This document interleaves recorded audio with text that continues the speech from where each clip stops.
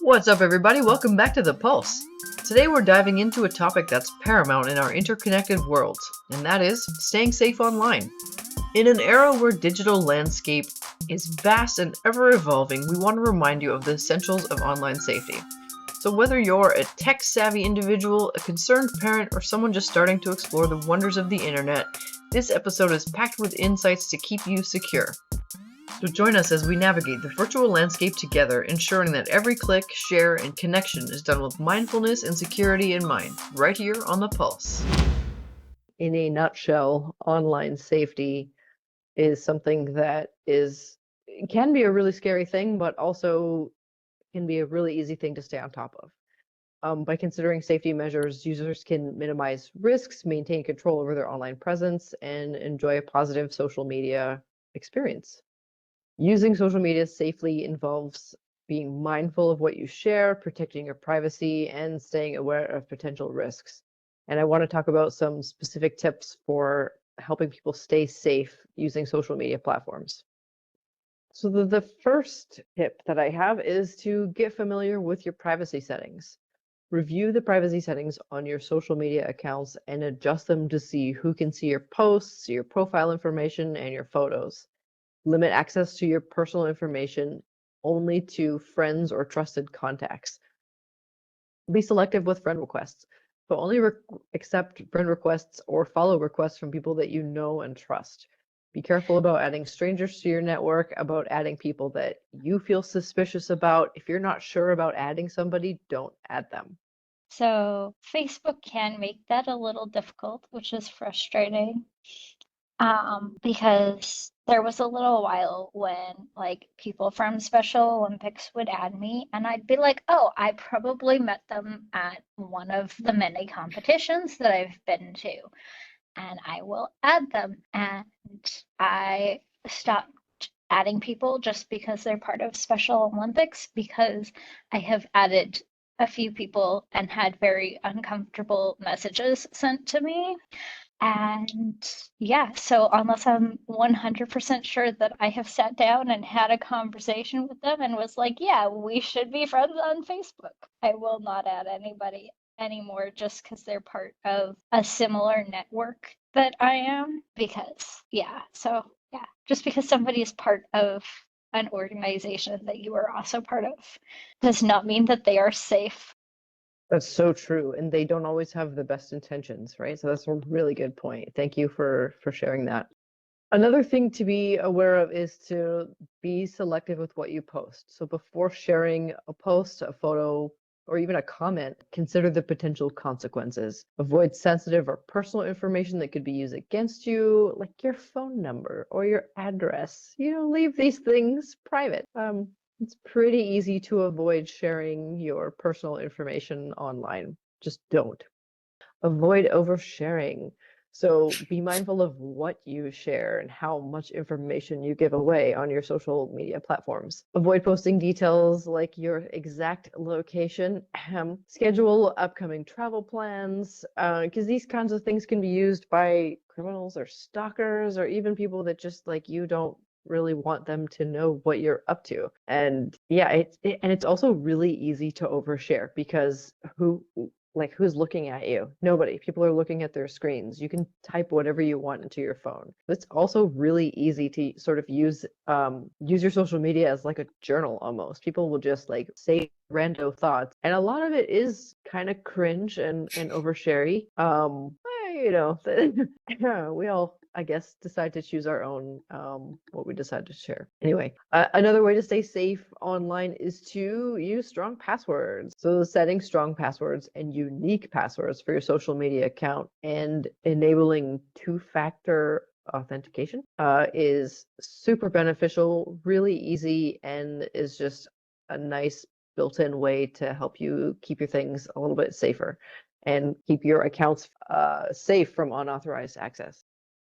Another thing to be aware of is scams. So I don't know if you guys get these in your social media message, like your DMs, but I'm starting to get scam messages in those, and it's driving me crazy. But you got to be cautious about emails and messages claiming to be from social media platforms that ask for your login credentials or your personal info. They'll ask for your password and your login and say, hey, you've been logged out. Click on this link and log in. They're just Anything looking that for sends you a link. Yeah. Never Don't click on on it. the links. Don't click on it. It's probably a phishing attempt. Exactly. They're trying to steal your information and get into your stuff. And if you're actually worried about it, just go directly to the site. Type it in on your search bar or in the URL space. Yep. And just go directly to it instead of clicking on the link. Yeah, exactly. Or you can look up, there are places online you can check to see if links are real links or if they're scams. And a lot of places, it turns out if you think it's a scam, it probably is a scam. And you can report this stuff. You can report suspicious activity. So if you encounter a suspicious account or content or even a post on social media platforms, you can report that to the platform's administrators. Most of these platforms have tools for reporting abusive or harmful content. And it's really important that if you see something, you say something. I know that's such a common phrase. It's almost like a trope, but it's so true. If you see something, it doesn't hurt to say anything. So verifying links and apps, like Kayla was saying, check the link, check the website. Also, apps. If you come across an ad in one of your social media feeds for an app that will like do amazing things for you, this will find you a job or this will give you free travel, have a look online and do some research before you click on the link and download that app. And most importantly, just stay informed.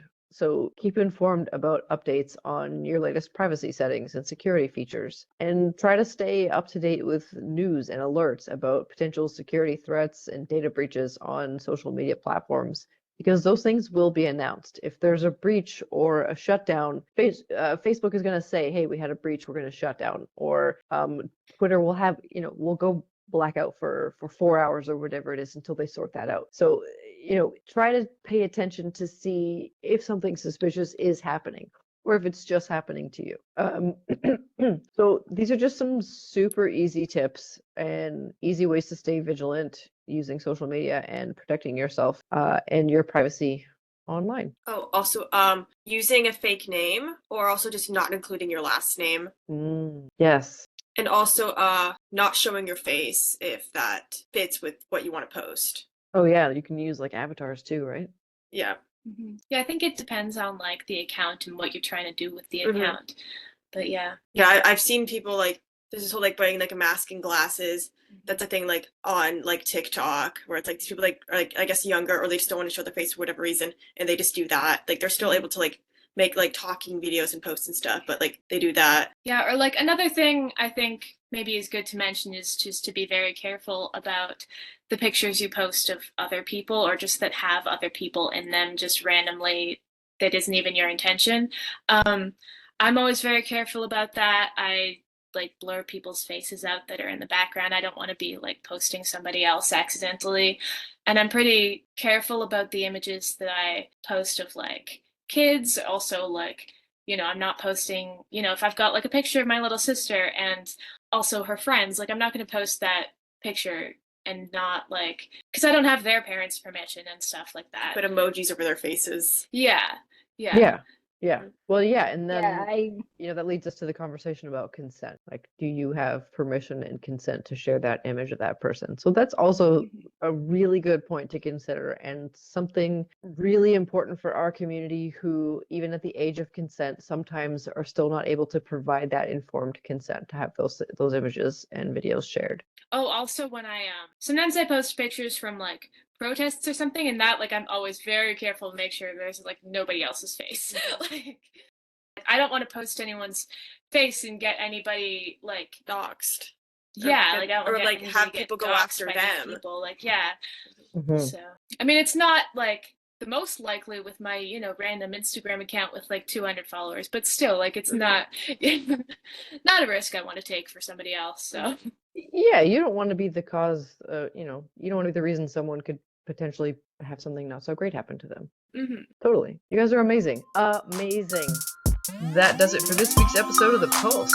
Join us next time when we discuss notable disability advocates. As always, if you have questions or ideas to discuss, or if you'd like to be a guest on the show, send an email to voa@pacificautismfamily.com. We look forward to more of your great questions. Thanks for listening. Don't forget to like, share, and subscribe. We'll see you next time.